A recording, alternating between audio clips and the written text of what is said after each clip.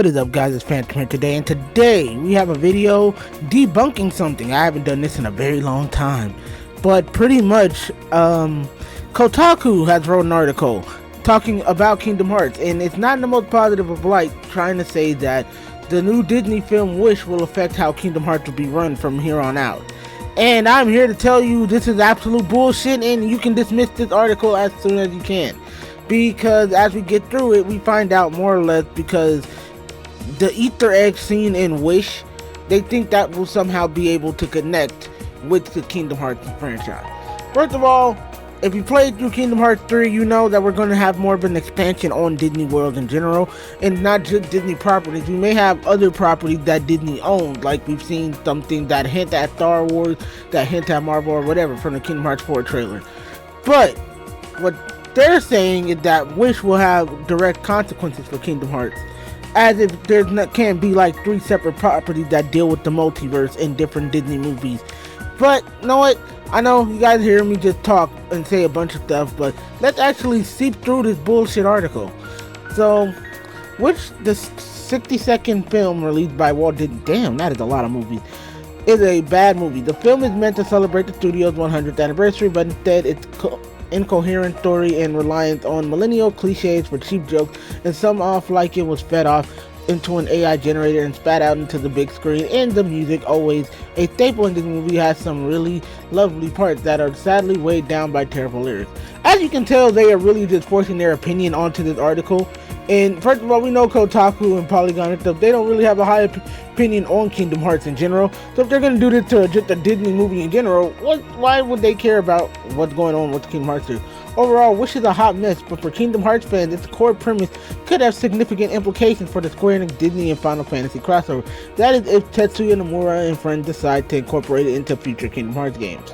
I think Smash has a better chance of being incorporated than whatever this movie is.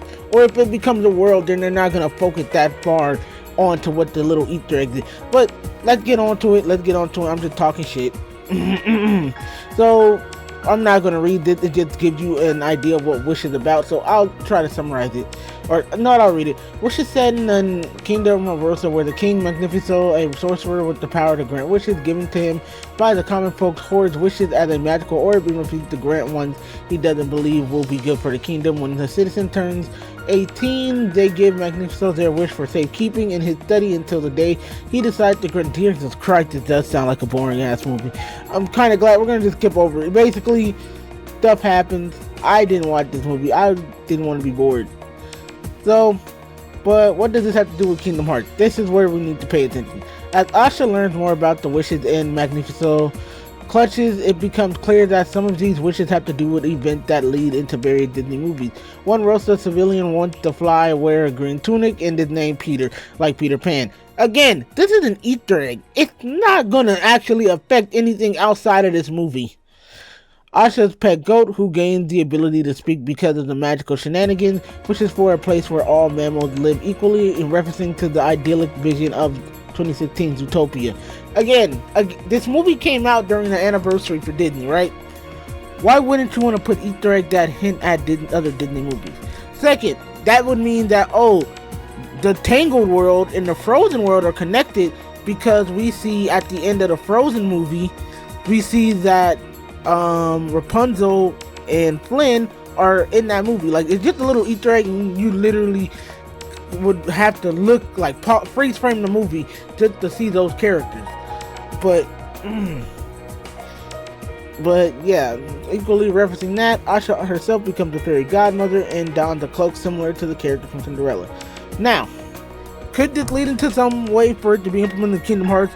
We do know that Disney characters and Final Fantasy characters do appear inside hub worlds, which, again, there have been plenty of hub worlds characters that have appeared because their movie didn't do so great, or their movie was okay at the best. Because let's face it, Chicken Little was in Kingdom Hearts, and guess what? Chicken Little wasn't that, well, I thought it was a fucking fantastic movie, but the critics didn't like it. Basically, if she does pop up in the Kingdom Hearts world, A, she might end up either A, being a summon, B, if she's a world, oh well. But to say, there have been worse worlds out there. Second, even if none of that happens, it's not gonna affect how the franchise goes. Tetsuya Nomura, Disney, and Square Enix have their own, flow with this story. Why do you think it took Sora so long to get into Smash? Because they have a flow with story, and Nomura was scared. Okay, how would this affect them? Affect the franchise? But then he just thought in his head, like, it's just one thing. It's not gonna affect the whole thing. It's a non-canon event.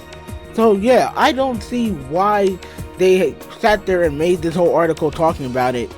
Because I'm like, I get it, but no.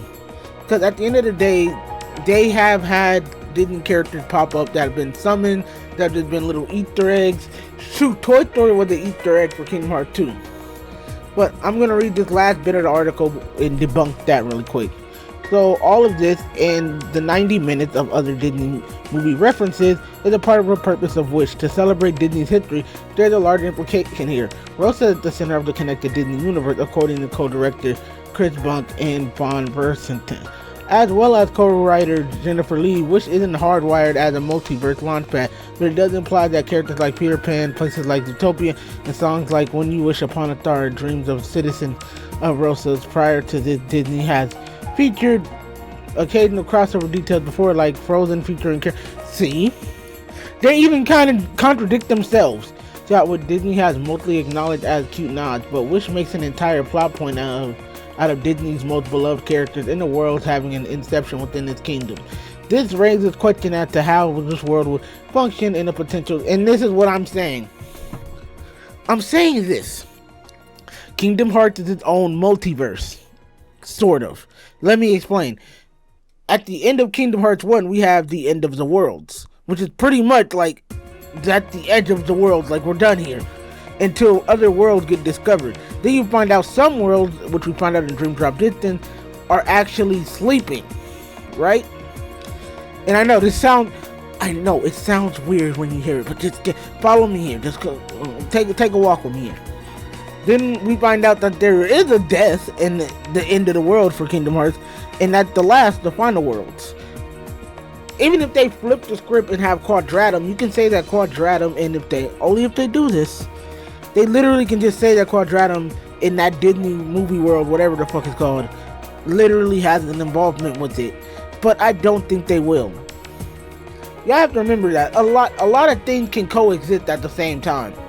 That's why we got, even with Marvel and DC and stuff, the comics and the movies are separate multiverses. They're separate omniverses. So, yeah, I know it's a big concept, and I'm not about to explain it in like a 5-minute video.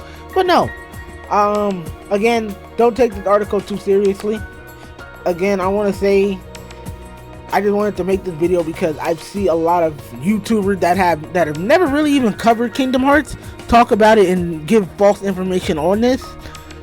But no, like, this is not gonna affect Kingdom Hearts in any huge way. Kingdom Hearts is fine. It's gonna be okay. Alright. We haven't gotten a release date for Kingdom Hearts 4. Missing Link comes out in January. And whatever they're doing with Kingdom Hearts 4, definitely gonna deal with more mature topics, but I don't think it's gonna be affected by Wish coming out. Was Wish a bad movie? I haven't seen it. I'm not about to sit there and judge it. According to Kotaku, it was the bane of Disney's existence. But to me, I haven't seen it. I don't judge movies by what I haven't seen or what I've heard. So when I see it, we'll talk about it in the stream or something. But nah, I just had to debunk this because I've been seeing way too many people, especially people who haven't talked about Kingdom Hearts, and they'll sit here and say, oh well, this is how it's going to affect Kingdom Hearts, or it could be bad news for Kingdom Hearts. No, just no. First of all, read the article. Second of all, if you don't really know much about the franchise, and you don't have an interest in the franchise like at all, then don't really talk on it. I don't talk about a lot of stuff that I don't have an interest in. So yeah, hopefully this clears up some stuff. If you guys have any more questions, write it down in the comments below. I will try my best to explain it, because explaining these franchises are as difficult as it is. But peace out. I'll see you guys next time. Let your heart be your guiding key.